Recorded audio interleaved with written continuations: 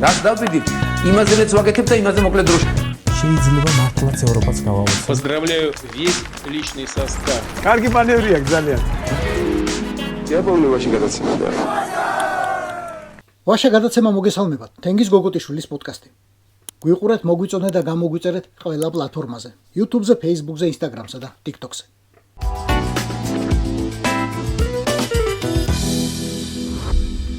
არის ერთი ნიშანი, რომელიც სრულად უტყუარად მიუთითებს, როდის და როგორ იცვლება დრო, ეპოქა.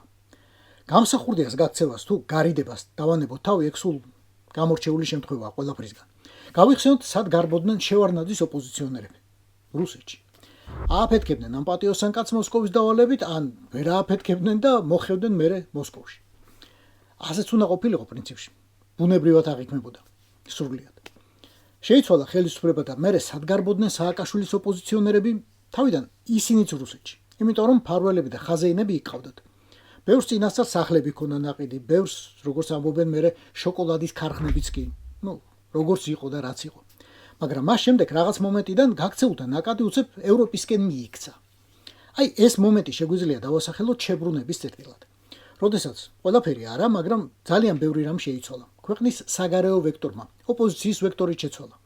რა თქმა უნდა, მთლიანად ვერა. დარჩნენ და ბლომა დარჩნენ ადამიანები, ვისაც თვალი მაინც პუტინისკენ ეჭირა, არ ვიცი, გერეუს სპეცრაზმებისკენ ან რაღაც ასეთი. მაგრამ დასავლეთმა მაინც გადაწონა. ბევრი შეიფარა მიშაზე გაბრაზებული. ფაქტი ფაქტია და მოდი ახლა გავიხსენოთ, სად გაიქცნენ ივანაშვილის დევნილი ადამიანები. იქ სადაც გარბიან ზოგადად რუსისგან დევნილები.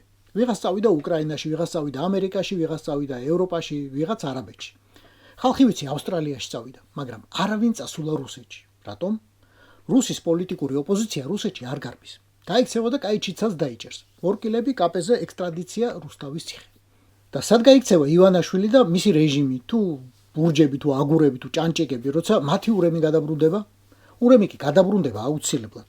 ისტორია გვეუბნება და მეფე სოლომონის ბეჭედი რომ ესეც გაივლის. სად გაიქცევიან და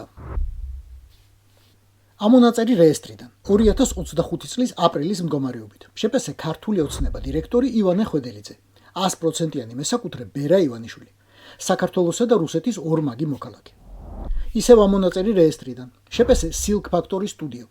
აქაც ივანე ხვედელიძე, გიორგი ხაინდრავა და 100%-იანი წილი ბერა ივანიშვილი, საქართველოსა და რუსეთის ორმაგი მოქალაქე. ბორია, ვისატყუებ შენ 2030 წელს ევროკავშირის შესვლით. როდის იყო რუსეთის მოქალაქეები ევროკავშირში შედიოდნენ? რუსეთის მოქალაქეები შედიან კრასნოდარში, როსტოვში, ასტრახანში, ჩელიაბინსკში, მურმანსკში, კამსამოლსკ, ნაამურეში და საბოლოო ჯამში მოსკოვში. როცა ქონება იგაქვს, სახლი იგაქვს და კარი, გული იგაქვს და პასპორტი იქაური.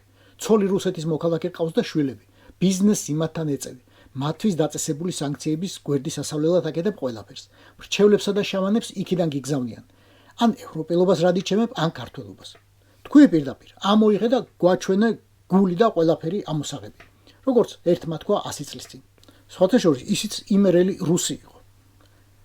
და ვიღებ შარულიდან ჰაერში საქნევად, მსგავსად წითელი დროშის გაშლილის. იკითხეთ, შეგშურდეთ, მე მოქალაქე ვარ. დიადი საბჭოთა კავშირის.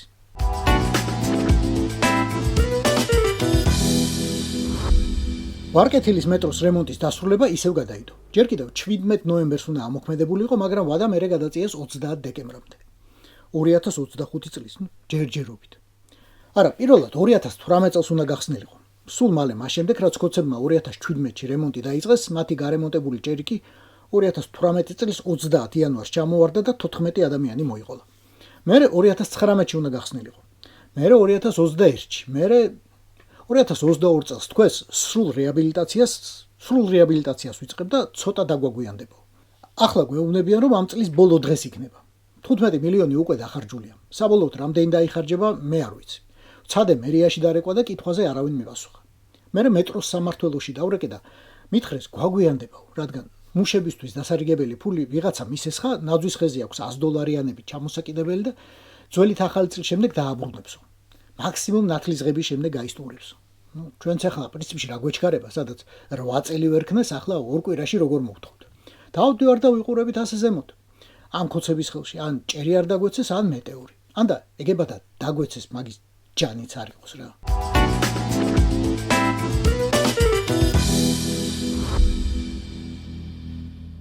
Ну, конечно, я скучал. რა თქმა უნდა, მენატრება სამშობლო. სამშობლოს ნაწილი ვარ. ყოველთვის ვამბობ, რომ ჭიპლარით საქართველოსთან ვარ დაკავშირებული, მაგრამ გული მიცემს რუსეთში. А сердце бьется в России. Да.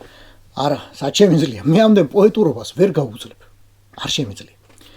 ჭიპლარით მიბმა საქართველოსზე და გული რუსეთში.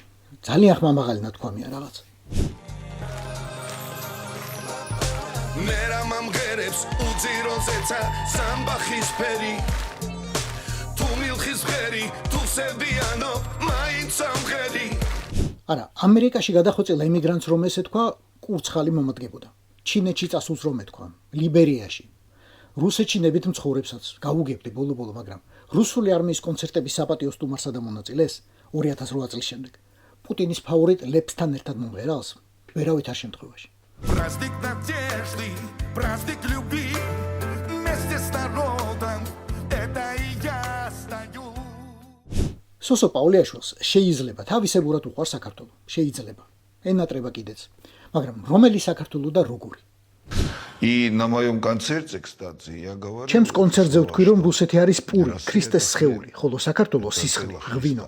ეს ყველაფერი აჩვენა რუსეთის პირველმა არხმა, აჩვენა სიმღერით. Канал это все показал. Это чудесно. Рада столица не насладиться Бога столица живи расцветай мой Кавказ კი, რუსეთის პირველმა არხმა ზუსტად ეგ აჩვენა და ზუსტად ამიტომ აჩვენა. გრუზინის ჟეგაიუთ ქართულ, ჩერქეზულ, ყაბარდოულ რაღაც მუსიკაზე. და თვითონ ლაპარაკობენ პუტინის, ლავროვის, სიმონიანის სათქმელს. სულ სალღერზელოებად იღვრებიან. Много веков связывает Россию и Грузию. მრავალი საუკუნე აკავშირებს საქართველოსა და რუსეთს და სულ ცდილობენ გააფუჭონ ურთიერთობა ორ მართლმადიდებელ ქვეყანას შორის. მაგრამ ეს არ გამოვა, იმიტომ რომ რუსეთი პურია, სხეულია ქრისტესი, საქართველო კი ღვინოა, სისხლია ქრისტესი. განა შეიძლება სხეული უსისხლოდ, ან სისხლი უსხეულოდ. ამიტომ დროა შეცდომების აღიარებისა, ჭრილობების მოშუშებისა და წინსვლისა, ღვთისგულისათვის. Самое время признать свои ошибки, залечить раны и идти вперед ради Бога. ვინ უნდა აღიაროს შეცდომები? ეჭვი მაქვს რომ ჩვენ, სასო დრუგ 1989 წლის ზაფხულში რომ ცოდნოდნენ ქართველებს რომ ახალ გადავლილი 9 აპრილით ხოლო დასაწყისი იყო და ერთი ომი მოყვებოდა მეორე მესამე 22% ოკუპაცია, რუსული რეჟიმი, ქიმიური იარაღი 2024 და 2025 წელს იქ სადაც 9 აპრილი მოხდა და შენ უკვე მოსკოვს უმღერებდი და უცეკვებდი კაც ვერ იპოვნდი მაშინ მხარდამჭერსა და გულშემატკივარს. კაც. Руки выше, Россия! Спасибо! მაშინ 99 წელს ბოდიშის მოხდა მკვლელებისთვის სრულიად წარმოუდგენელი იყო. ოღონდ ალბათ დრო შეიცვალა 56 წელიწადში. შენ შეიცვალე და საქართველოც. მხოლოდ ეგაა რომ რუსეთი არ იცვლება. გინდ უმღერე, გინდ დაუჩოქე, გინდ ივანაშვილზე აკოცე.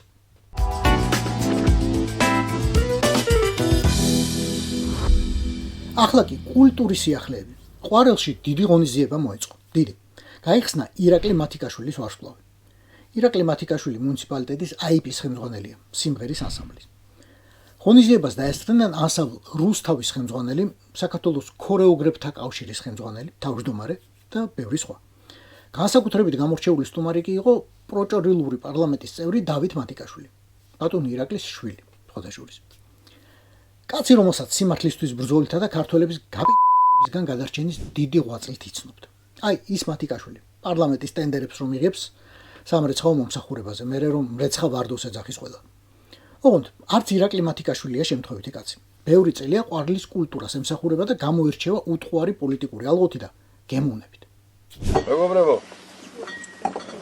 ალბათ სიზმარში ჩვენ რა ვნახავდით, ჩვენ ვერასოდეს რომ ლამეანებში, ეგრეთ წოდებული ლამეანებში ოდესმე ჩვენი ქვეყნის პრეზიდენტი, ჩვენი მეზობელი გახდებოდა. ეს ალბათ ღვთისნებაა, მერთისნებაა. მერთი არის ყველაფრის შემოქმედი და მერთი აკეთებს ყველაფერს და მოდით ფეხს და ღმერთს გაუმარჯოს. გაუმარჯოს. სადაც ჩვენი პრეზიდენტი დაგვიმეგობრა და მოიყონა ჩვენთან და თუ მომცემთ უმრობას ცოტა ხანში კახელი უნდა გახდეს. აუცილებლად. ახალი გასული. პრეზიდენტ გაუმარ!